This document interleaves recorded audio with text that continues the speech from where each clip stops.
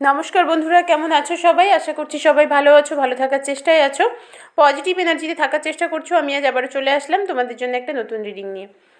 আজকে রিডিংটা একটু অন্যরকম মানে আমি রোজ তোমাদের সাথে যে রিডিংগুলো শেয়ার করি সেগুলো হচ্ছে তোমাদের প্রিয় মানুষের এনার্জি চেক করি, তোমাদের এনার্জি চেক করি। আজকে রিডিংয়ে আমরা দেখে নেব যে মানুষটি তোমাকে ছেড়ে চলে গেছে X%, সেই মানুষটির এই মুহূর্তে কী চিন্তাভাবনা তোমাকে নিয়ে, তোমার প্রতি ওনার ফিলিংসটা কী আজকের দিনে দাঁড়িয়ে।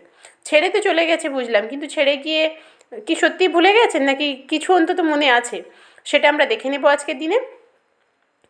আবারও বলি, এটা পুরোপুরি একটা জেনারেল টাইমলেস রিডিং, তোমরা যখন দেখবে তখনই তোমাদের সাথে রেজোনেট করতে শুরু করে দেবে।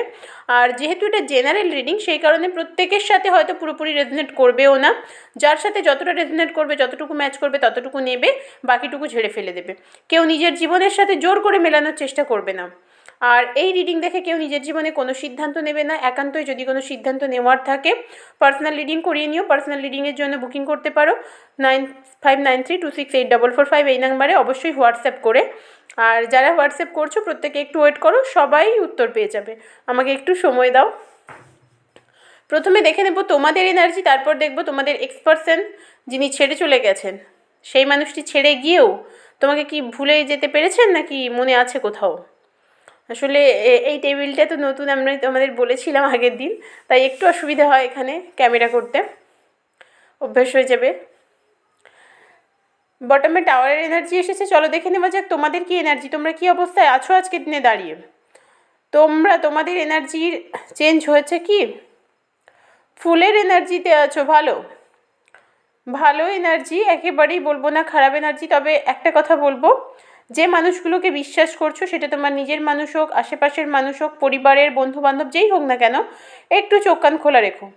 যে মানুষগুলোকে বিশ্বাস করছো, অন্ধবিশ্বাস করো না, একটু চোখ কান খোলা রেখো।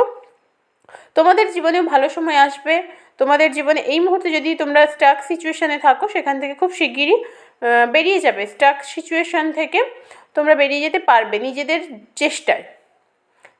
চেষ্টায়। আর প্রচণ্ড ফেমিনাইন এনার্জি কাজ করছে, মানে তোমাদের মধ্যে না পাওয়ার আছে, তোমরা অনেক কিছু করতে পারো কিন্তু পারছো না। শুধু পাওয়ার থাকলে তো হয় না, মানুষের পাওয়ারটাকে কাজে লাগাতে হয়, আর তোমরা সেই জিনিসটা করতে পারছো না। এই দেখো, কুইন অফ কাপসের এনার্জি এসেছে, তোমাদের মধ্যে পাওয়ার আছে, কুইন তো অবশ্যই ওনার পাওয়ার আছে, কিন্তু উনি ওনার পাওয়ারটাকে কাজে লাগাতে পারেন না। মানে ভীষণ লাভিং মাদার, ভালোবাসেন, সবাইকে মানিয়ে নেওয়ার চেষ্টা করেন, মানিয়ে চলার চেষ্টা করেন, কিন্তু আমাদের এটাও মাথায় রাখতে হবে, দুনিয়ায় প্রত্যেকটা মানুষকে মানিয়ে নেওয়ার জন্য আমরা আসিনি, আমাদেরও নিজস্বতা আছে। যে মানুষ তোমার জন্য কষ্ট পায় না, যে মানুষ তোমার জন্য ভাবে না, তার জন্য তুমি কেন ভাববে? এই জিনিসটা মাথায় রাখো।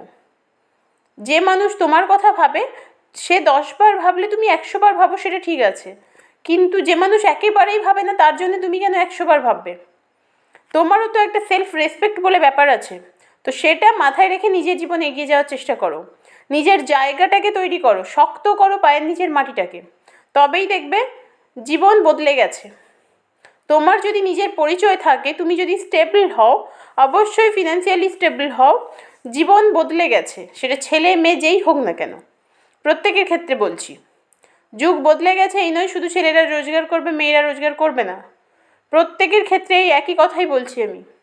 নিজেদের জীবনটাকে নিজেরা তৈরি করো, চোখ কান বন্ধ করে অন্ধবিশ্বাস করো না, কারণ এই মুহূর্তে আমি দেখতে পাচ্ছি তোমরা না অনেককে ভীষণ বিশ্বাস করে ফেলছো। এই মানুষটা খুব মিষ্টি মিষ্টি ভালো ভালো কথা বলছে, তার মানে আমার জন্যে ভীষণ ভাবে, একদমই নয়। এই জিনিসটা করো না, তাহলে বিপদে পড়ে যাবে। আর এই মুহূর্তে তোমাদের খুব মানে ফিজিক্যাল প্রবলেম চলছে, অনেকের ক্ষেত্রে ফিজিক্যাল প্রবলেম চলছে, শরীরে অনেক সমস্যা দেখা দিয়েছে, সেগুলোকে ইগনোর না করে সেগুলোকে সিরিয়াসলি নিয়ে ডক্টরের কনসাল্ট করো। আর তোমরা না মানে নিজেকে নিয়ে ভাবাটা ছেড়ে দিয়েছো, সেটা করো না। প্রথম প্রায়োরিটি নিজেকেই দিতে হয়, নিজেকে নিয়ে ভাবা বন্ধ করে দিয়েছো, সেটা করো না। নিজেকে নিয়ে ভাবো, নিজেকে ভালো রাখার চেষ্টা করো, তবেই জীবনে চেঞ্জ আসবে, তাছাড়া আসবে না। কোন মানুষ আমাকে ভালোবাসলো না, কোন মানুষ আমাকে ভালোবাসলো, তার উপরে আমার জীবন দাঁড়িয়ে থাকবে না। আমার জীবনের রাস্তা আমাকেই দেখতে হবে, আমাকেই খুঁজে নিতে হবে, আর সেই জিনিসটা তোমরা আজকের দিন দাঁড়িয়ে করছো না। চলো দেখি তোমাকে ছেড়ে যাওয়া মানুষটি, তোমার X% কি বলতে চাইছেন, ওনার মনের কি কথা? ও, একটা সময় তোমাদের সম্পর্কটা এতটাই ভালো ছিল যে তোমরা দুটো মানুষই ভেবেছিলে একসাথে সারা জীবন কাটাবে। ভীষণ ভালো একটা সম্পর্ক ছিল, সেখান থেকে তোমাকে ছেড়ে গেছেন উনি। ব্যালেন্স করতে পারেনি তোমার সাথে, সম্পর্কটা ব্যালেন্স করতে পারেনি। হতে পারে থার্ড পার্টি ঢুকে পড়েছিল, বা হতে পারে অন্য কোনো প্রবলেমের জন্য উনি ছেড়ে গেছেন। মোট কথা ব্যালেন্স করতে পারেননি, দুদিক সামলাতে পারেননি বলেই তোমাকে ছেড়ে দিয়েছিলেন। আর যেটা উনি স্বীকার করছেন আজকের দিনে দাঁড়িয়ে, উনি কোনো লোভের বশবর্তী হয়ে তোমাকে ছেড়েছেন। হয়তো ভালো থাকার লোভ, অন্য কারোর সাথে ভালো থাকার লোভ, সেই কোনো লোভের বশবর্তী হয়েই তোমাকে ছেড়েছেন। তোমার থেকে উনি যা যা পেয়েছিলেন তার থেকে ওনার আকাঙ্ক্ষার অনেক বেশি ছিল। কোথাও উনি ভীষণ লোভী হয়ে পড়েছিলেন, সে কারণে তোমায় ছেড়েছেন। এটা উনি আজকের দিনে দাঁড়িয়ে স্বীকারও করছেন। একটা সময় তোমাদের সম্পর্কটা এতটাই ভালো ছিল যে মানে ধারণার বাইরে, এরকম সম্পর্ক হয় না, ঈশ্বর প্রদত্ত যেন জুটি, এরকম একটা ধারণা ছিল তোমাদের। তোমরা দুজনেই ভেবেছো, উনি যে ভাবেননি এরকম নয়।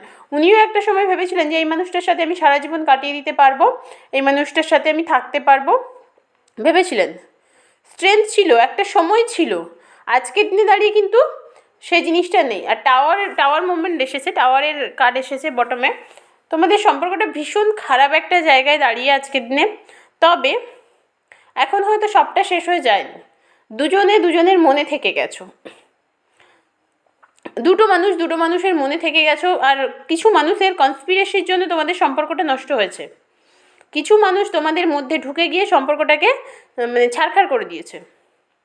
সেটা কিন্তু তোমাদের পার্সন আজকের দিনে দাঁড়িয়ে, মানে তুমি যে মানুষটার কথা ভাবছো হয়তো যে তোমায় ছেড়ে চলে গেছে এক্স পার্সন, সেই মানুষটা কিন্তু আজকের দিনে দাঁড়িয়ে এই কথাগুলো স্বীকার করেন, কিন্তু তোমার সামনে এসে বলার ক্ষমতা ওনার নেই, সাহস ওনার নেই। আজকের দিনে দাঁড়িয়ে এই সম্পর্কের স্ট্রেংথের ভীষণ অভাব।